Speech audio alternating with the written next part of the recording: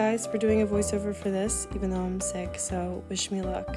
Our first recipe is this baked feta pasta. You may know this from TikTok a few years ago. Everyone and their grandma has made this because it's really just so good and such an easy weeknight dinner. So I start by adding the grape tomatoes, chopped garlic, and vegan feta to the pan, and I top it with olive oil, salt, pepper, and oregano. I set this in the oven for about 400 degrees for about 25 minutes, keeping an eye on it. My choice of pasta tonight was this mini bow tie pasta because it's cute and it holds the sauce well, which I love. I checked the pan halfway and I decided to add a can of cannellini beans. I like these because they really melt into the sauce and they just add like extra flavor and some protein if you're into that. After about 25 minutes in the oven, this should be nice and melted together, and you'll just mash it up a little bit more and add in your pasta.